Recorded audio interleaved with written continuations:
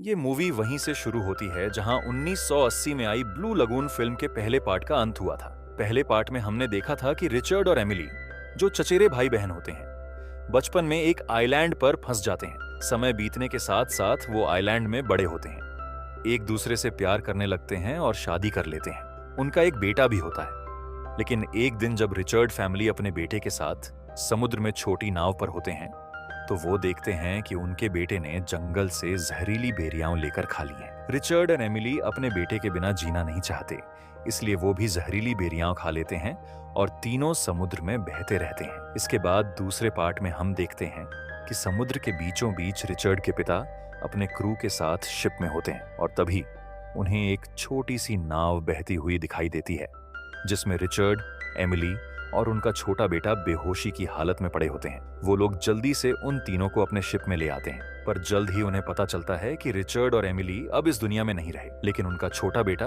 जो 2 साल का होता है, वो अभी भी जिंदा होता है। वो बच्चा सिर्फ रिचर्ड बोल रहा होता है, जिससे शिप में मौजूद लोगों को लगता है कि उसका नाम रिचर्ड है, जबकि उस बच्चे का असली नाम पैडी होता है। इस शिप में सारा नाम की एक विधवा महिला भी होती है, जो अपनी छोटी बेटी लिली, जिसकी उम्र सिर्फ 1 साल होती है, उसके साथ सफर कर रही होती है।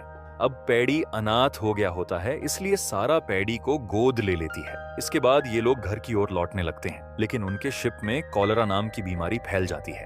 उस समय कॉलरा को बहुत ही गंभीर बीमारी माना जाता था, जिसका कोई इलाज नहीं था। कप्तान बाकी क्रू मेंबर से कहता है कि हमारा मरना तो तय है, लेकिन हमें सारा और दोनों बच्चों को बीमारी से बचाने के लिए उन्हें दे एक छोटी सी बोट में बैठाकर छोड़ देना चाहिए, ताकि वो किसी सुरक्षित जगह पर पहुंच जाएं, या फिर समुद्र में कोई शिप या फिशिंग बोट उन्हें देखकर बचा ले। कप्तान क्रू मेंबर को सारा के साथ भेजने वाला होता है, क्योंकि सारा के लिए 2 छोटे बच्चों के साथ अकेले सफर करना मुश्किल होता है। रात में सारा दोनों बच्चों को लेकर क्रू मेंबर के साथ छोटी बोट में बैठती है और वो लोग समुद्र में आगे बढ़ते हैं। सुबह सारा को बहुत ज्यादा प्यास लगती है, इसीलिए वह क्रू मेंबर से पानी मांगती है, लेकिन वह देने से मना कर देता है और कहता है कि हमारा सफर बहुत लंबा हो सकता है और पानी बहुत कम है, इसीलिए हमें इसे बचाकर चलना चाहिए। कुछ देर बाद पैडी बहुत ज्यादा रोने लगता है। तब क्रू मेंबर सारा से उसे चुप कराने को कहता है, लेकिन जब वह चुप नहीं होता, तो वह क्रू मेंबर, जो एक बहुत बुरा इंसान होता है, गुस्से में पैडी को उठाकर पानी में फेंकने वाला होता है। ये देखकर सारा गुस्से में छोटी बोट में रखी एक लकड़ी उठाती है और उस क्रू मेंबर को पीट पीट कर मार डालती है और फिर उसकी लाश को पानी में फेंक देती है। सारा दोनों बच्चे पैडी और लिली के साथ छोटी नाव में बुरी तरह से फंस चुकी होती है और उसे यह पता नहीं होता कि वो लोग कहां जाएंगे। सारा बच्चों के साथ नाव में रहते हुए कई दिनों तक समुद्र में बहती रहती है। एक सुबह जब सारा की आंख खुलती है, तो उसे दूर एक आइलैंड दिखाई देता है और वह लहरों को पार करते हुए किसी तरह उस आइलैंड तक पहुंच जाती है। फिर सारा बच्चों को लेकर आइलैंड पर उतर जाती है और आइलैंड को एक्सप्लोर करने लगती है। ये जगह बहुत सुंदर होती है, नीला समुद्र, सफेद रेत और चारों तरफ गहरा जंगल। सारा को आइलैंड में नारियल, केले और साथ ही कुछ और फल भी दिखाई देते हैं। साथ ही एक झरना भी मिलता है, जिससे उन्हें खाने और पीने की कोई दिक्कत नहीं होगी।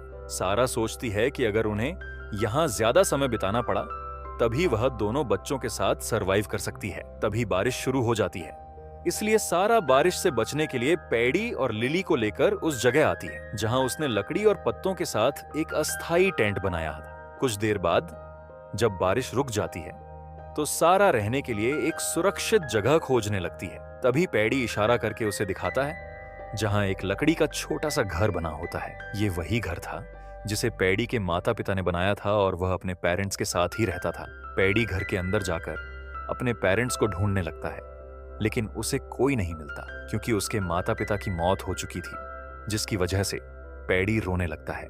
सारा उसे गोद में लेकर सांत्वना देती है और कहती है, अब से मैं ही तुम्हारी माँ हूँ। सारा पैडी और लिली के साथ उसी घर में रहने का फैसला करती है, जब तक कि कोई उन्हें लेने नहीं आता। सारा दोनों बच्चों की परवरिश करना शुरू कर देती है और बच्चे धीरे धीरे बड़े होने लगते हैं। एक रात जब दोनों बच्चे सो रहे होते हैं, तभी आइलैंड के उस पार से ड्रम बजने की आवाज सुनाई देती है। ये वही आवाज थी जो पहले पैडी के माता पिता को सुनाई दिया करती थी। सारा घर से बाहर देखने के लिए निकलती है, तब उसे दूर समुद्र में कई सारी नावें दिखाई देती हैं, लेकिन रात होने की वजह से वो वहां नहीं जाती।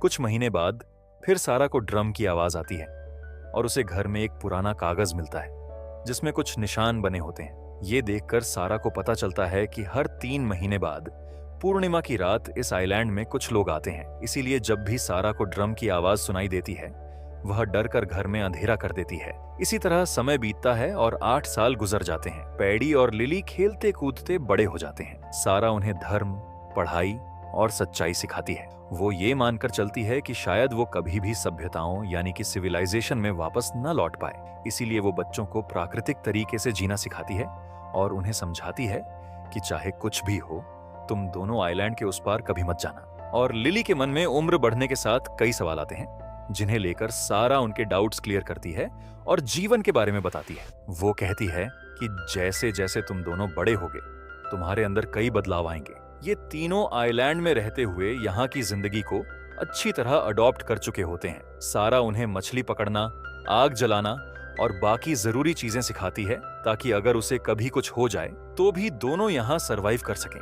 एक दिन जब पैडी और लिली समुद्र में मछली पकड़ रहे होते हैं तब उनका सामना एक शार्क से होता है, लेकिन वो दोनों जैसे तैसे बचकर वहां से निकल जाते हैं। अगले दिन घर की छत का एक हिस्सा तेज बारिश और तूफान से उड़ जाता है। तब सारा उसे किसी तरह बारिश में भीगकर ठीक करती है, लेकिन इस दौरान वो बहुत ज्यादा बीमार पड़ जाती है और उसे निमोनिया हो जाता है। सारा समझ जाती है कि उसकी मौत नजदीक है, इसीलिए वो पैडी और लिली को एक जगह ले जाती है और उनसे कहती है कि मेरी मौत होने के बाद मुझे यहीं पर दफना देना। कुछ दिनों के बाद सारा की मौत हो जाती है। तब पैडी और लिली उसे उसी जगह पर दफना देते हैं। सारा के जाने से पैडी और लिली पूरी तरह अकेले रह जाते हैं। दोनों एक दूसरे का सहारा बनकर जीने लगते हैं और ऐसे ही कुछ और साल बीत जाते हैं। अब दोनों बड़े हो चुके होते हैं। दोनों की उम्र 18 साल से ज्यादा हो गई होती है। पैडी बहादुर, तेज और समझदार नौजवान बन चुका होता है।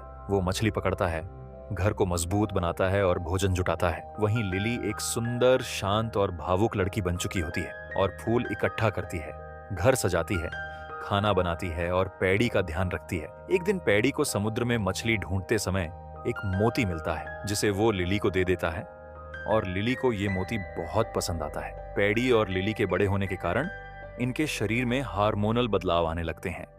इस वजह से वो दोनों एक दूसरे की तरफ आकर्षित होने लगते हैं और अक्सर वो एक दूसरे को गौर से देखते रहते हैं। एक दिन लिली आईने के सामने खड़ी होकर अपने शरीर को छूते हुए नए बदलावों को देख रही होती है, लेकिन पैडी भी उसे छुपकर ऐसा करते हुए देख रहा होता है। कुछ देर के बाद पैडी लिली से पूछता है कि तुम अपना शरीर क्यों देख रही थी? लिली कहती है कि मेरे शरीर में बदलाव आ रहे हैं और तुम्हें मुझे छुपकर इस तरह नहीं देखना चाहिए। पैडी कहता है, मैंने बचपन से तुम्हें देखा है और अगर मैं तुम्हें देखता हूं तो इसमें गलत क्या है? लिली गुस्से में वहां से जाने लगती है, लेकिन पैडी उसे मना लेता है और दोनों साथ में डांस करने लगते हैं। मगर इसी दौरान वो एक दूसरे के बहुत करीब आ जाते हैं और पैडी उसे किस करने वाला होता है, लेकिन लिली पीछे हट जाती है और कहती है कि अब हम बड़े हो गए हैं और हमें अलग अलग सोना चाहिए। इसके बाद से दोनों अलग अलग सोना शुरू कर देते हैं। अगली सुबह जब लिली उठती है तो उसे बिस्तर पर खून दिखाई देता है। उसे पीरियड्स आए होते हैं। सारा ने उसे इसके बारे में पहले ही बताया था, इसलिए लिली घबराती नहीं है। लिली उठकर झरने के पास जाकर नहाने लगती है और उसके पीछे पैडी भी आ जाता है और कहता है कि मैंने तुम्हारे बिस्तर पर खून देखा, क्या तुम ठीक हो? इस पर लिली बताती है, याद है माँ ने कहा था जब एक लड़की औरत बनने लगती है तब उसके अंदर कई परिवर्तन आते हैं। पैडी समझ जाता है कि लिली को पीरियड्स आए हैं।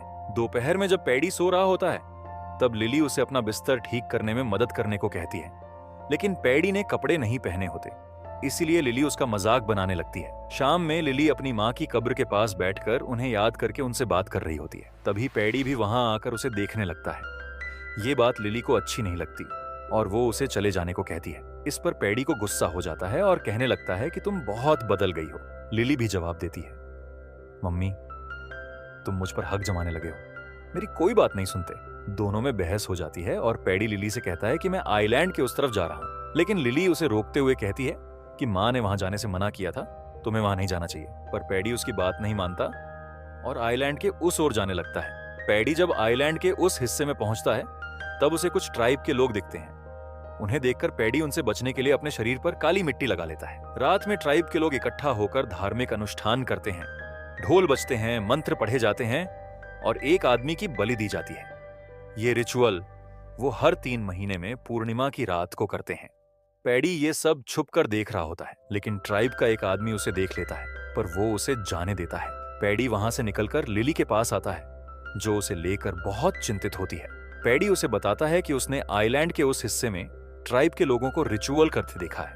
लिली उससे कहती है कि मुझे लगा कि तुम मुझे छोड़कर चले गए, प्लीज मुझे कभी अकेला मत छोड़ना, आगे से मैं कभी भी तुमसे झगड़ा नहीं करूंगी। पैडी भी कहता है कि मैं हमेशा तुम्हारे साथ रहना चाहता हूँ। दोनों को एहसास होता है कि वो एक दूसरे से कितना प्यार करते हैं, और पैडी और लिली एक दूसरे को प्यार से देखते हैं और फिर किस करते हैं। पैडी और लिली को लगता है कि उन्हें अब शादी कर लेनी चाहिए, इसलिए अगले दिन ही दोनों शादी कर लेते हैं और एक दूसरे को अपना जीवन साथी मान लेते हैं। पैडी और लिली अब हंसी खुशी आइलैंड में रहते हैं और साथ में समय बिताते हैं। एक दिन पैडी और लिली देखते हैं कि एक जहाज उनकी तरफ आ रहा है और उस जहाज से कुछ लोग एक छोटी नाव में सवार होकर आइलैंड पर आते हैं। उनके पास गन भी होती है।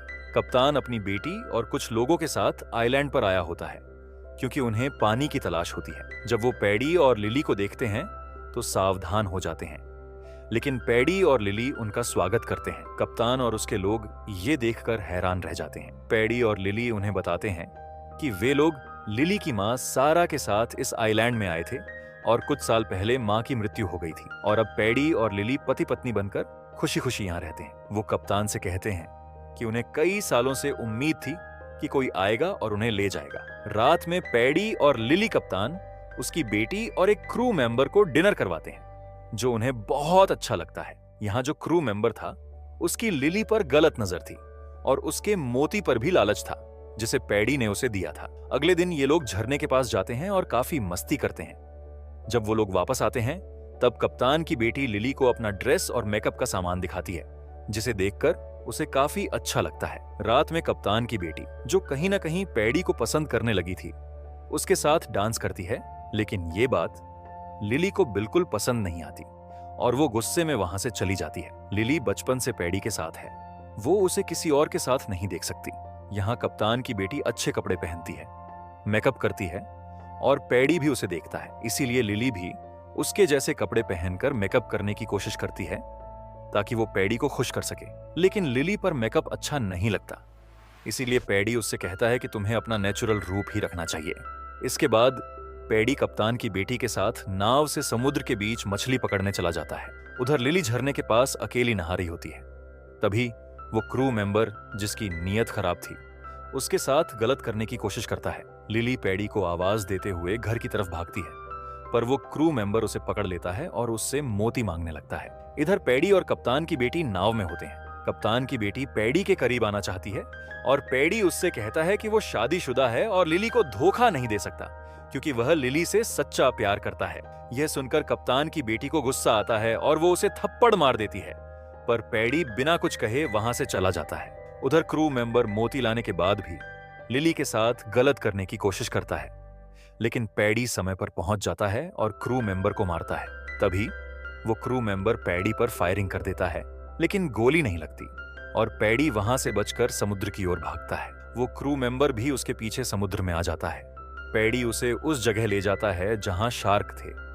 पैडी पानी में कूद जाता है और क्रू मेंबर भी उसके पीछे कूद जाता है। क्रू मेंबर के सिर पर चोट लगने से खून निकलने लगता है, जिससे शार्क आकर्षित होती है और उस पर हमला करके उसे मार देती है। पैडी पानी से बाहर आ जाता है। फिर वो लिली के पास आता है और कहता है कि हमें कप्तान के साथ यहां से चले जाना चाहिए। लिली कहती है, मैं नहीं चाहूंगी, अगर तुम जाना चाहो तो जाओ, क्योंकि वो इस आइलैंड में खुश है और उसने पैडी के साथ अपना पूरा बचपन यहीं बिताया है, जिसे छोड़कर वो नहीं जाना चाहती। लिली उसे ये भी बताती है कि वो प्रेग्नेंट है। यह सुनकर पैडी बहुत खुश होता है और फैसला करता है कि वो लिली के साथ यहीं रहेगा। अगले दिन कप्तान, उसकी बेटी और बाकी लोग यहां से निकल जाते हैं। पैडी और लिली फिर से पहले की तरह मस्ती करते हुए अपनी जिंदगी जीने लगते हैं। कुछ महीनों बाद उनकी एक बेटी होती है और ये परिवार एक साथ खुशहाल जीवन जीते हुए आइलैंड में रहता है। इसी के साथ मूवी यहीं पर खत्म हो जाती है। दोस्तों, अगर आपके पास मौका होता तो क्या आप वो आइलैंड छोड़कर बाहर की दुनिया में वापस जाना पसंद करते?